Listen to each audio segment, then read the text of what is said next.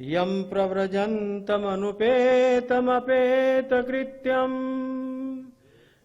द्वैपायनो विरह कातर आजुहाव पुत्रेति तन्मयतया तरवो विनेदुस् तं सर्वभूतहृदयं मुनिमानतोऽस्मि तं सर्वभूतहृदयं मुनिमानतोऽस्मि। पहले भगवान को प्रणाम किया, अब अपने सद्गुरु को प्रणाम करते हैं। न हमने कुछ हंस के सीखा है, न कुछ हमने रो के सीखा है। जो कुछ भी सीखा है गुरु चरणों के होके सीखा है। इसलिए गुरुदेव को प्रणाम कर रहे हैं। सर्वभूत हृदयम मुनि मानतोस्मि। भगवान सुखदेव को प्रणाम कर रहे हैं। सूत जी महाराज, सोनकादिक ऋषि। यम प्रव्रजंतम, रेडीमेड सन्यासी। हम लोग तो पैदा हुए, फिर हमारा यज्ञोपवीत हुआ, उसके बाद में शिखा सूत्र का त्याग हुआ, उसके बाद में सन्यासी परमहंस कहलाए, परिव्रज्या लिया। लेकिन भगवान सुखदेव तो रेडीमेड सन्यासी हैं, जन्मजात। उनको तो संस्कारों की अपेक्षा ही नहीं रही। भाई दाढ़ी बढ़ेगी तो हजाम आएगा ना, या तुम भी सवेरे उठ के मुंडकोपनिषद का पाठ करोगे ना, मुंडन करते हो ना अपनी, मतलब बाल बढ़ेंगे तो कटेंगे, कपड़ा मैला होगा तो धुलेगा। ये तो बिल्कुल स्वच्छ आए हैं, निर्मल आए हैं। यम प्रव्रजंतम अनुपेतम अपेत कृत्यम। यज्ञोपवीतादिक संस्कारों की भी अपेक्षा नहीं हुई और घर छोड़ करके निकल गए। परिणाम ये हुआ, भगवान वेदव्यास अत्यंत विरह व्याकुल हो गए। व्यास का विरह कातर होना बड़ा अटपटा मामला है। ये अधिक अब नहीं बोलूंगा, समय हो रहा है, इसलिए आपको संकेत मात्र करता हूं। व्यास सामान्य व्यक्ति नहीं है। व्यासो नारायण साक्षात। व्यास जो है साक्षात नारायण है, और वो नारायण हा पुत्र कर रहा है। अपने लड़के के पीछे पीछे दौड़ रहा है, हा पुत्र करता हुआ। इसलिए कहा गया, अहो माया बलम चोग्रम यन्मोहितम महापंडितम। इस माया का बल अत्यंत उग्र है, जो इतने बड़े महान पंडित को भी मोह में डाल दिया। इतने बड़े महान पंडित को, पंडित हैं वो, केवल जाति मात्र से या नाम मात्र से पंडित नहीं है, अनुभूति से हैं। पंडा ब्रह्म विषयणी बुद्धि जाता यस्य पंडितः। जिसने ब्रह्म साक्षात्कार किया हो, अपरोक्ष किया हो, वो पंडित है। और व्यासो पंडित है। व्यास तो साक्षात ब्रह्मवेत्ता है, ब्रह्म तत्व के अधिवक्ता है, ब्रह्म सूत्र जैसे ग्रंथ के रचयिता हैं वे। व्यासो नारायण साक्षात।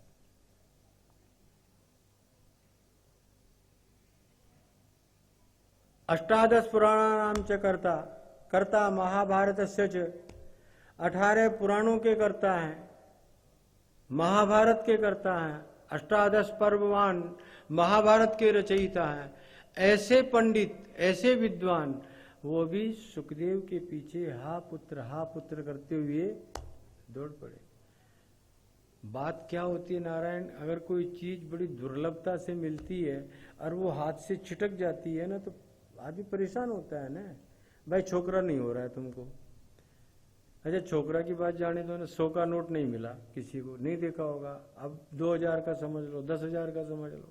वर्तमान काल में वो बड़ी मुश्किल से मिला और खो गया।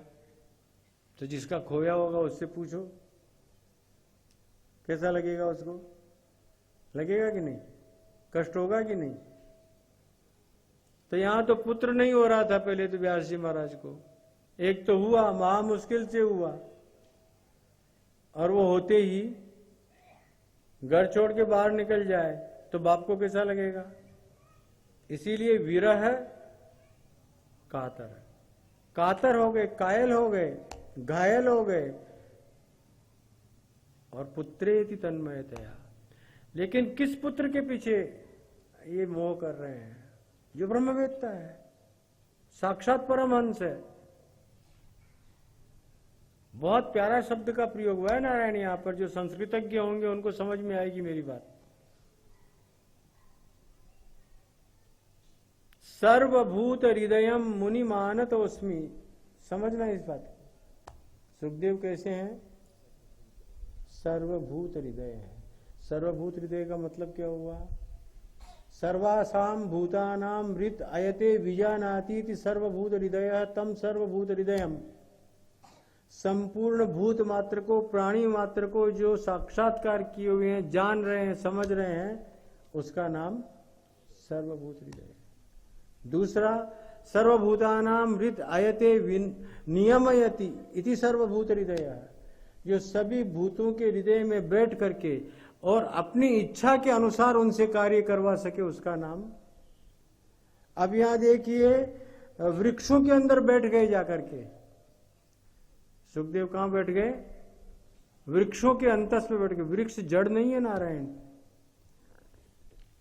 वृक्ष भी चैतन्य है। अगर ये चैतन्य हो तो काटने के बाद फूटे नहीं वापस।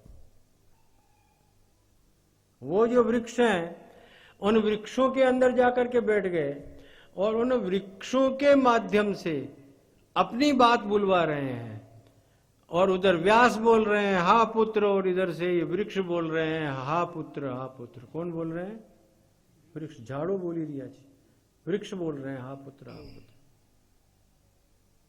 प्रतिध्वनि हो रही है, और किसको सुनाई दे रही है? प्रतिध्वनि व्यास को सुनाई दे रही है। हा पुत्र, मैं बोल रहा हूं और मेरी आवाज मुझे सुनाई दे रही है, हा पुत्र।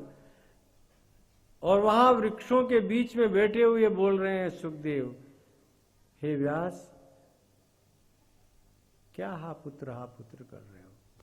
कभी तुम मेरे पुत्र बन के आए होंगे, आज मेरे बाप बन के आ गए, आगे कभी तुम मेरे पुत्र बन के आओगे और मैं तुम्हारा बाप बन करके आ जाऊंगा, तब मैं भी करूंगा पुत्र पुत्र। ये तो अनादि अविद्या के कारण से, अनादिकाल से चला आ रहा है। आप क्यों हा पुत्र करके और अपने आप को इस दशा के अंदर पहुंचा रहे हैं? आप सावधान हो जाइए। उन वृक्षों के माध्यम से अपने ही पिता को जो उपदेश कर रहे हैं वर्तमान में, ऐसे उन भगवान सुखदेव को हम प्रणाम कर रहे हैं। और न केवल अपने पिता को ही, संसार मात्र के लोगों को। वहां व्यासादिक सब बैठे हुए हैं, सब खड़े हो गए। आयुष्य को प्रणाम नहीं है, वहां ज्ञान को प्रणाम है, वैराग्य को प्रणाम है। सुखदेव वैराग्यवान परमहंस अधिकारी हैं, अवधूत हैं। पिता व्यास तो गृहस्थ हैं।